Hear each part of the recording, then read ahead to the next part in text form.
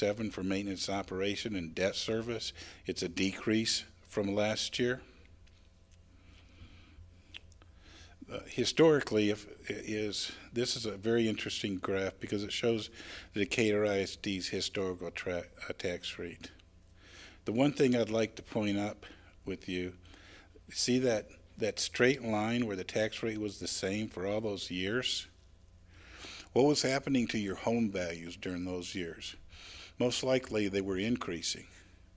So you had a whole span of period where the tax rate was the same, home values were increasing. So who was paying for education each year? As values went up, the tax rate stayed the same. The people were picking up on it, and that's why there was real frustrations a few years ago in the legislature over property taxes, because the state was decreasing their share. And there's a perfect grasp to show you that. In the last few years, they've decreased it. In this district in particular, is a little lower than other districts, has done a fantastic job of, because you do have opportunities to increase it in other areas, and you have not. This is an example that we said if your house value didn't change, okay, the tax savings. And this is really hard because there's been a lot of talk in the legislature. The tax savings to the taxpayer is not coming through the district's tax rate. It's coming through the exemption.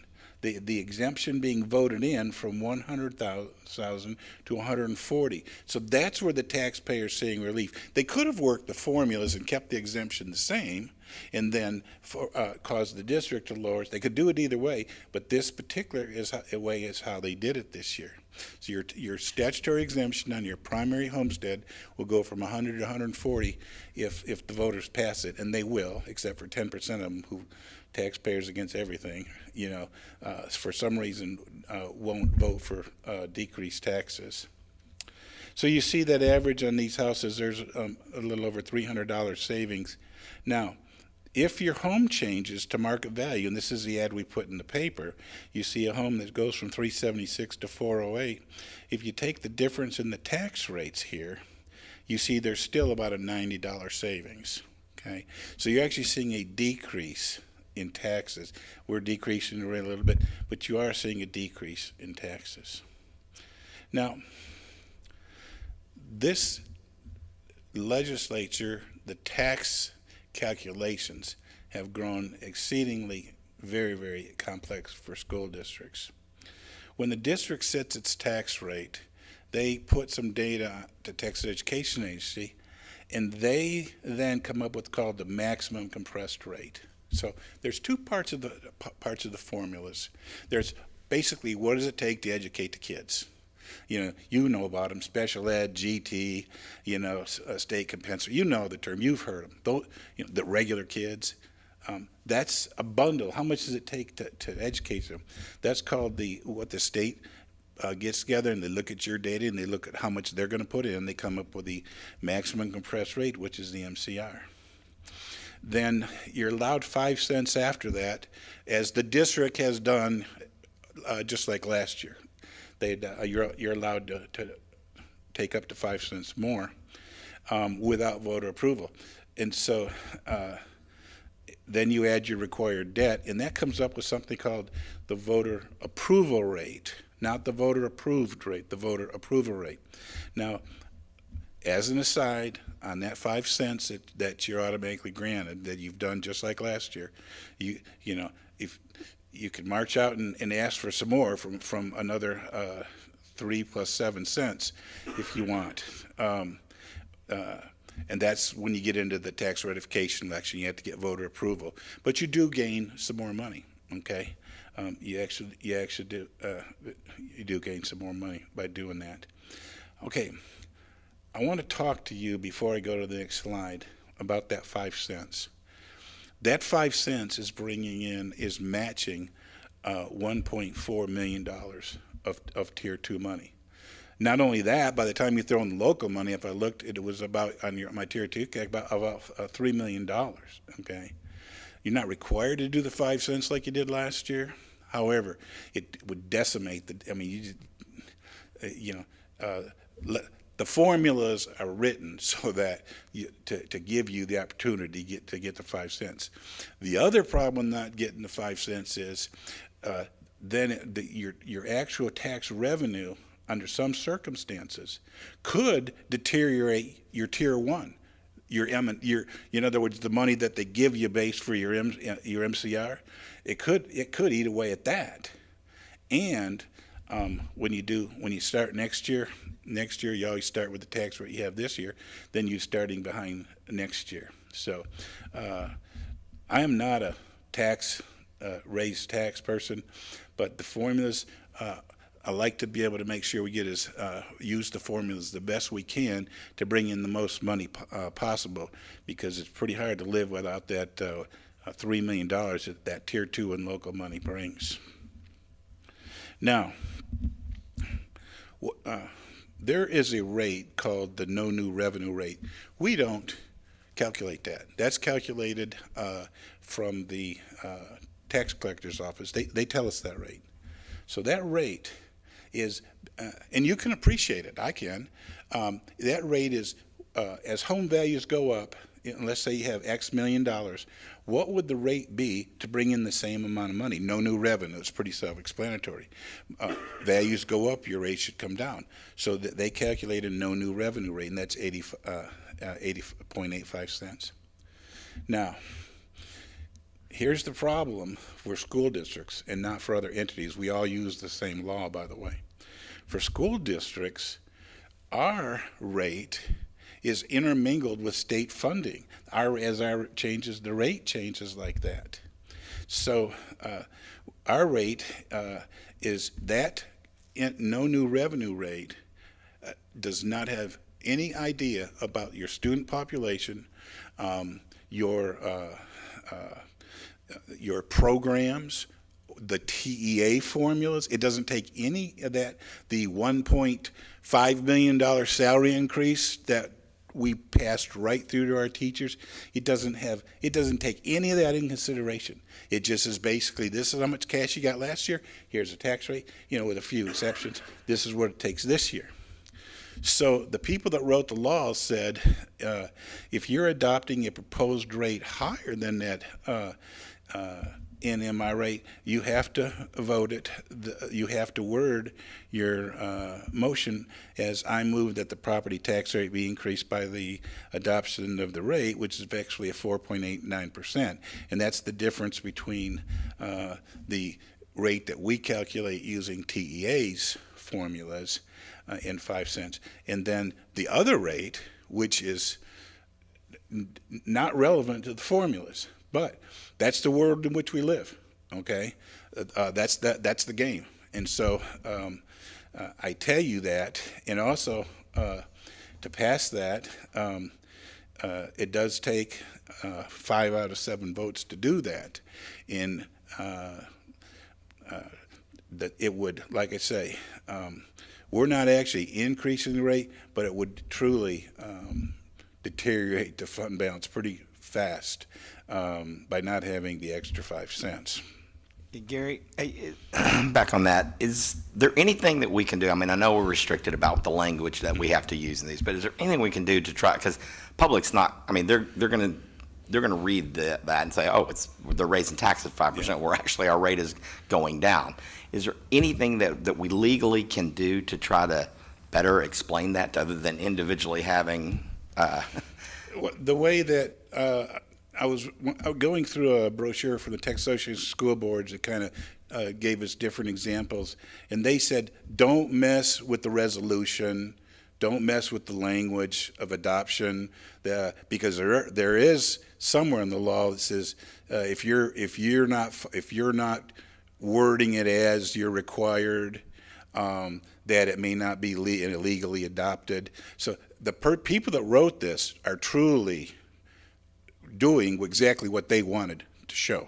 So what Hasbro recommends that we kind of publicize through other angles, that we share that with other people. And I think the gist of this is, if you don't do the 5 cents, you're going to lose $1.5 million of state funding. And that's a tough pill to swallow. I know, it's just trying to explain or get the public to understand that we're not raising taxes. No. We're lowering the tax rate, Yes. but because of these laws that have Yes. been put in place, it's making it look like we're raising taxes. And I'm glad you said that, because in the resolution, it also has the weirdest phrase that this is an effective tax rate of using other tax rates, not these two, of like 4.7 or something out to look. Percent tax is an effective increase because it is, again, comparing two different rates, but then the effect of that increase on a $100,000 home is zero. Because if you take the rate that you're adopting, or will adopt hopefully, and compare it to last year's rate, the rate's going down. So the effect on a $100,000 home is actually negative $6. And so you see these tax laws can get very convoluted on that. So I think the thing is to come up with some sort of, I was talking with the superintendent, no one, maybe it was Monique, no one calculation is really complex. I mean, I can explain any one, but you throw 100 of them together, and all of a sudden they well, I thought you talked no new tax rate. No, that was a no new tax M&O rate.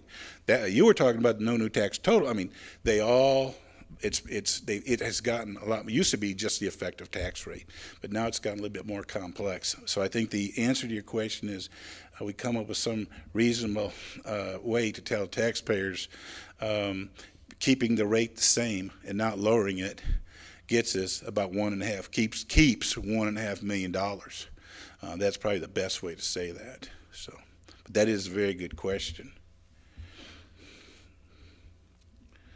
The general fund, about 67% comes from local taxes, 33% from the state formula. About 92% of the general fund comes from local and state funding, and I point that out because a lot of people think that the federal government, if you would hear the way they talk about rules and laws and stuff, you would think that they're funding the whole educational program. In reality, they're not. Unfortunately, they provide enough money that if you don't follow their game, it has it hurts your $500,000 is $500,000 no matter what, no matter who it comes from. But it is enough to make you pay attention to the rules. Our expenditures by the fund, those are the four areas. Again, the general fund and debt service is pretty much what runs the district, and that's why those are the two funds that the local taxpayers provide. On the object level, most of the district's expenditures are payroll. Contracted services is next, and supplies right on down the line to a small amount of capital purchases. Again, payroll 79%, contracted services 10%, supplies 6%, a little bit of capital purchases and debt. And the other operating is your fees and dues and travel, student travel. When you look at the general fund by function, and I know it's hard to see, but the big spike of where the money is spent is instruction, as where it should be. And then if you start and look at the other things, the rest of those end up being student support. Like your next is maintenance. And we say, gosh, maintenance, how come there's so much goes to maintenance? Well, it's all your utilities for your kids. It's your insurance. It's all things related to student support. May not be direct classroom funding, but it's still required. You can't very well have a school district and not insure your buildings, your vehicles, or not pay your electric bill and gas and water and waste. These are the categories that we've talked about before.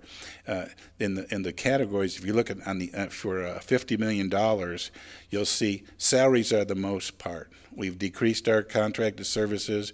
Our supplies are up a little bit, and one of the reasons that the supplies really are up is quite a bit of that is when we looked at the formulas and we saw we had to spend that money in ag and the dyslexia program, so we had to actually add those to the budget to put some money in there somewhere for those, and so it's not as those are really required program expenditures.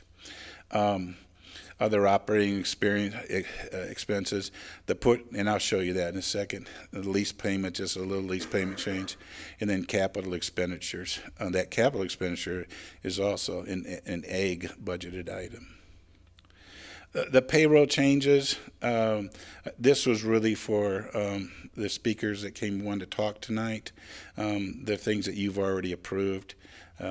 The bottom line is there's our beginning teacher salary, 57.5, and teachers with 3%, 3 to 4 years will get 4,000, 5+ years, so we'll get 8,000.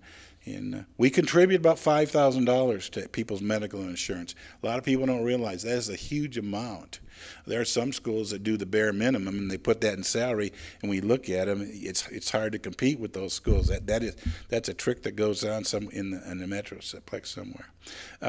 This year, we still have the longevity program in the budget. These are the 6,200 your contracted services in the major increases, and if you look at those, they're all things you might not think of them, but your property appraisal, and that is a tentative budget, by the way. They give us a tentative budget, and I think they actually set it, but it's going to be pretty close based on the tax rate. So that is the majority of it, and as we talked about before, we've got the budget, and this is an example how if your equipment gets antiquated, your expenses out of your general fund go up. So we see some student computer repairs and some building repairs and other areas as your primary increases. In the area of your supplies, the reason, again, we talked about that those are up. Your career and technology, your dyslexia, those are program allocations that outside of what the people wanted and requested in the budget, those popped out that you have to spend this much money. So we put them in there as placeholders and wait till as the year goes on and finalize the budget. I was talking with the superintendent earlier today. The Texas Education Agency still has not come up with what's called the summary of finance, where they put on the web what they think you're going to earn. They do have something out there, but it doesn't have your huge allotments. They're not out there. They're still working on those. And I wrote them in the summer, and they said that they'd probably be coming out in a few weeks. Obviously, this whole Senate bill or House bill is more complex than we know about, because otherwise, I mean, they are some of the brightest people I know writing those formulas, and they obviously don't want to put the wrong thing out there for you to rely on. Your debt service is a little payment, your bond payment change, and then your other operating, we increased student athletic travel quite a bit. Now, we also decreased some contracted services, if I remember right, that offsets that in your 6,200s. But we combined a bunch of accounts for student travel. This is that career and technology. We put some money in for career and technology. Again, that's a placeholder that we'll check out after we start getting some TEA, their estimates of our budget. Food service, again, I talked about food service. You really can't see that, but the just on food services, we're going to monitor. She's up for a monitoring review this year, by the way, and we will look at all that, and we will monitor that budget during the year. The big decrease in that is I didn't put a lot of capital expenditures in, mainly because I wasn't familiar with why they put in so much last year. That'll be a case where I work with her and Kyle as to what we need to do in there. That is a fund where you're not allowed to carry too big of a fund balance, and if you do, you need to explain what you're going to do with it. So that may have been the case on that. Debt service, again, there's not much other than to show you the fund. The expenditures, the actual debt is up a little bit. We talked about the defeasance, but it's worth talking about. We pulled some debt forward and paid off debt in July, and I appreciate you having the faith in us to do that. That saved the taxpayers about $850, and we had the funds to do that without seriously impacting the fund balance of the debt service fund. Also in July, we did a refunding, meaning we didn't pay for any more. We didn't pay off any debt. We took existing debt at one interest rate, and we bought more debt, but took that same debt at a lower interest rate. And refinanced. The first payment on that will actually be in February. But the difference in interest rates, like having a car at 20% and then refinancing at 3%. The difference in that is savings about $1.8 million. Those two motions that you allowed for provided the taxpayers about $2.7 million of long-term relief. The challenges, of course, our transportation, and I don't know if physical faculties is probably the way to say that, so we'll pretend it says physical facilities, or maybe physical faculties, but like I say, if you go down the hall here towards DAEP, when it's raining, you'll see buckets on the stairs. You'll see stinky ceiling tiles. And you'll see some roofs that are almost across this district taped together. Those eventually, while it's okay right here now today, we're getting by, those are not going to get better unless a magic genie comes and does something that we don't know about. And just historic, it's just like our houses, water heaters, everything just gets old, and we need to be able to keep those up. Technology is getting outdated. It's okay, I guess, Todd probably doesn't like this. I guess we could live with older technologies, but where you get in trouble is now as technology starts breaking, pretty soon enough of that starts breaking, and it changes things. Like it or not, we just live in a different world than even 10 years ago. It's just, I could have made a case 10 years ago that computers were not all that necessary. I can teach you just as well, without them. But I don't know that that's becoming, that's necessarily true as we move on. Technology is simply, it's just becoming a way of the world. And so the last thing I have is, questions or comments, and I'll open it up to you. And anybody in the audience? Melinda, you want to say anything?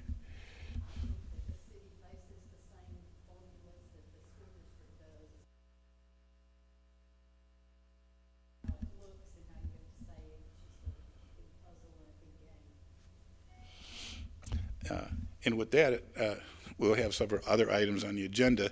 So if there are no more questions, then I'll turn this. Yes, sir. I have two questions, and Ms. Williams, you might be able to answer the first one. Are assistant principals under this budget and what we approved, are they getting pay raises also? So yeah, they fall on that AP plan, the 2% increase, and they also got equity adjustments. And everything's reflected in that. Very good. Last question, Gary. How many years has Decatur ISD been running in a deficit budget? I believe 3, and I'm doing this from memory, but I believe 3. And I think the thing of it is, it happened fairly quickly. Okay, so, and I will double check. I'll pull those audits up and double check for you. Did we do these 5 cents last year? Oh, yeah. We did, right? Yeah, Okay. it's the exact same calculation. Same. That part of the law hasn't changed, and really the whole law hasn't changed. I don't know what you did last year, but as to the actual, adoption stuff, Right. but this is what we're following this year.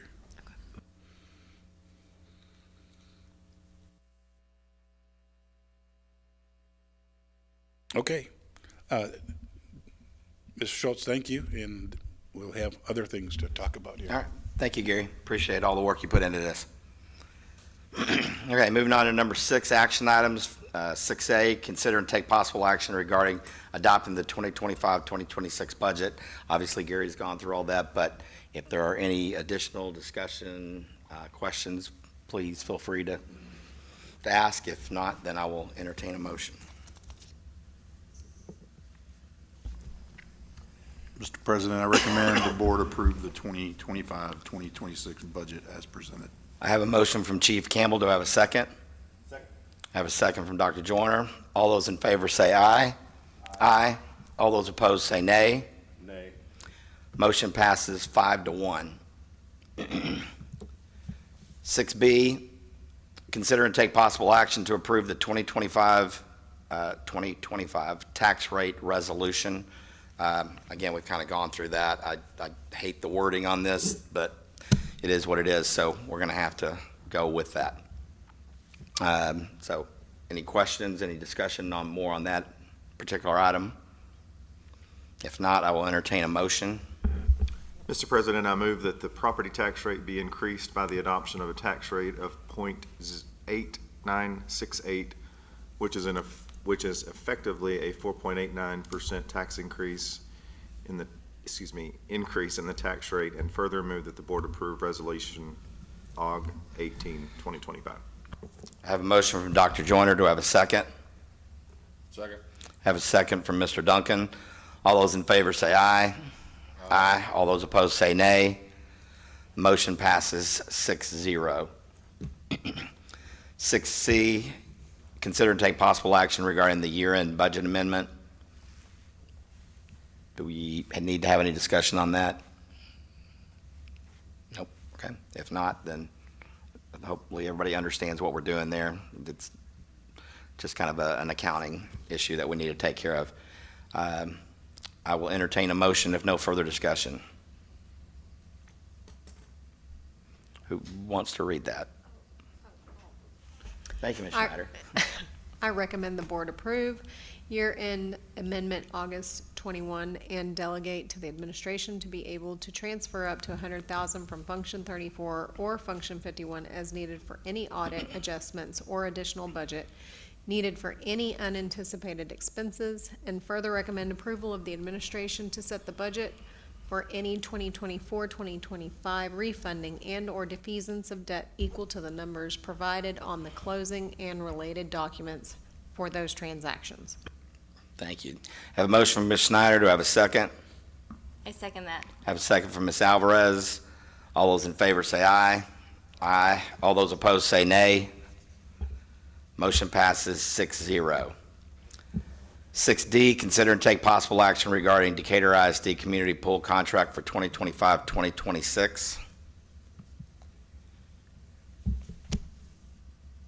Do you need to? Yeah, this is the annual Fit and Wise contract for swim.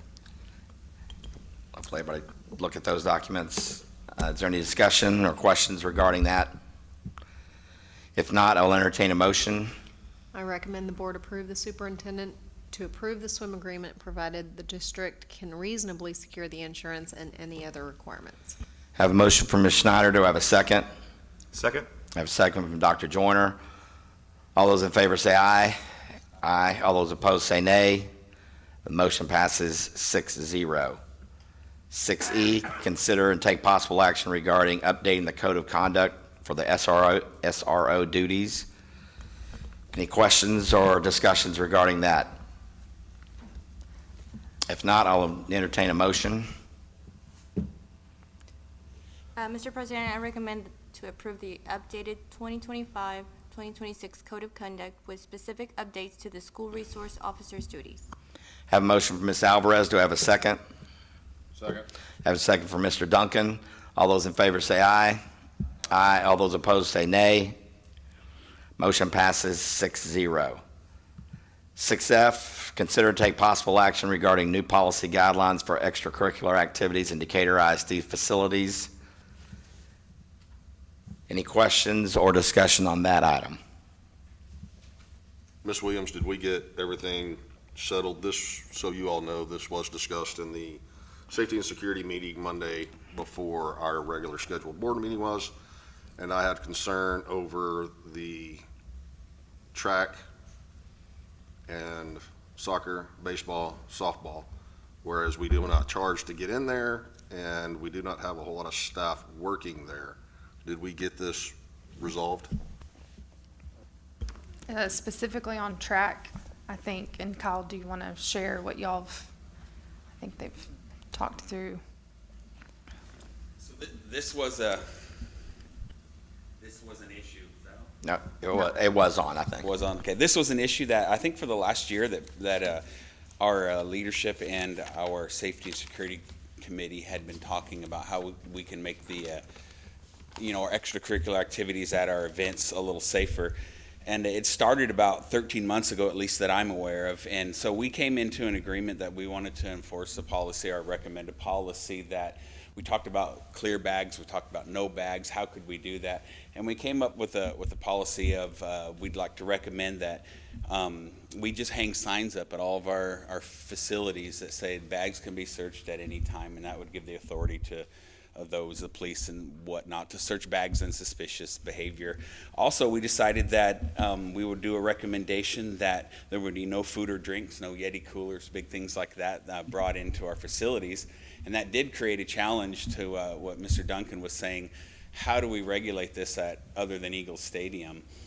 And we decided that we would have some operational issues, some logistic issues that we would have to overcome. So we looked at, do we have concession stands here? Eagle Stadium, yes. Baseball, yes. High school track, yes. It's a remodeled old classroom, I think. Middle school, yes. Tennis, no. High school basketball, there's 2 actually. And middle school basketball, yes. And, Coach Huff had a good point that he said he would have to have people here manning these to charge if they came in or out, and for the security measures that we were trying to put into place. And so the recommendation is for those 2 things. Right now, junior high and high school football games are run by the junior class to take care of that. Also, high school extracurricular, volleyball, basketball, powerlifting, baseball, and softball are usually run by booster clubs or other companies like that. And the middle school volleyball, we're not sure yet on basketball, but we will get with Brandy to figure out who's in charge of that. We want people to be able to hydrate and have a good time, but we have to offer that in order for them, for us to recommend this policy.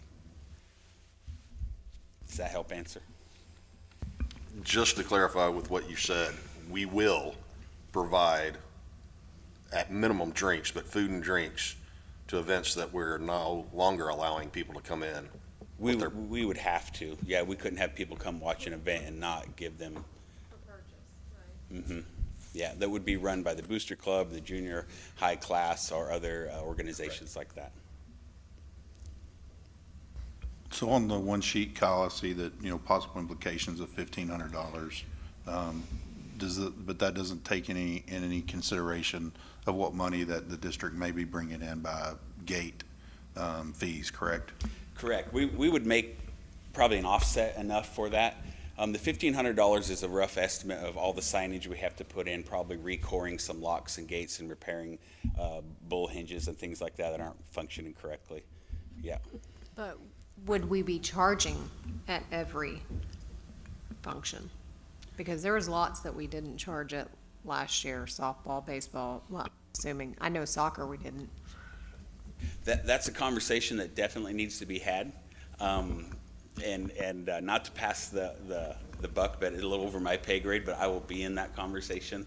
But definitely want to have our athletics in there and our district leadership team, look at that. But yeah, it would definitely help offset any other charges or issues. The 2 that we talked about would be track and cross country would be really difficult to charge for with the coming and going. And then same with tennis. They play a match. There could be several hours. So those were the 3. Those that are held here at the stadium and at the gym, logistically, that's a lot easier to do. The other piece of this that I think is important to mention is we did have to amend the budget for officials this year. And so I think we need to take advantage of that and not, where it's costing us money to have these events whenever you don't charge admission and you have officials there. Well, every other district charges for And these so events. I think that was part of that. So I just never the- understood Part why of the we didn't. discrepancy there with our officials and having to amend the budget for that was likely because we weren't charging for some of these events, and we were paying out of pocket for them, in essence.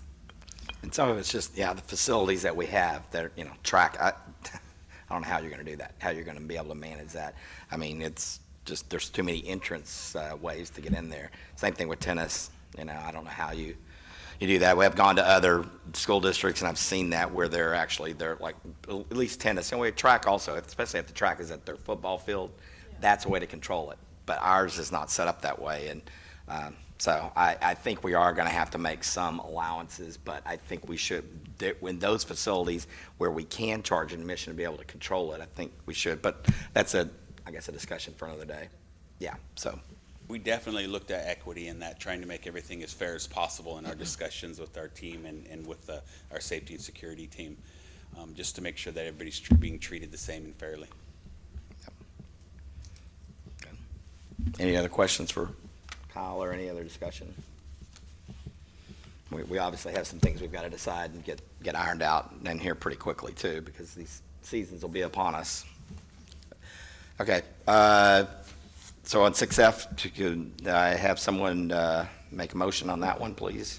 Mr. President, I recommend the board approve the proposed guidelines for extracurricular athletic events at DISD. Have a motion from Chief Campbell. Do I have a second? Second? I have a second from Dr. Joyner. All those in favor say aye. Aye. All those opposed say nay. Motion carries 6-0. 6G, consider it and take possible action regarding amending the 2025-2026 Decatur ISD academic calendar. Ms. Williams, do you want to explain that? Yes, so in the currently adopted calendar, it has us coming to school the day after graduation, which I think we all know what attendance would look like the day after graduation. And so we've looked at the calendar. March 6th was actually already a contract day for staff and teachers, so it wouldn't add to the teaching number of days. We would just have students here as well. And then that would allow us to make the last day of school the 20th versus the 21st, so the same day as graduation. Okay. Any questions?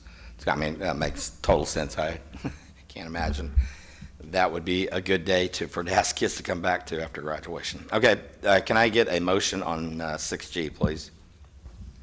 Mr. President, I recommend the board approve the proposed updates to the 2025-2026 academic calendar to ensure stronger ADA on the final instructional day and to avoid scheduling students after graduation. I have a motion from Chief Campbell. Do I have a second? I second that. Second from Mr. Duncan. All those in favor say aye. Aye. All those opposed say nay. Motion carries 6-0. Item number 7, adjournment. We are adjourned at 5:45 PM.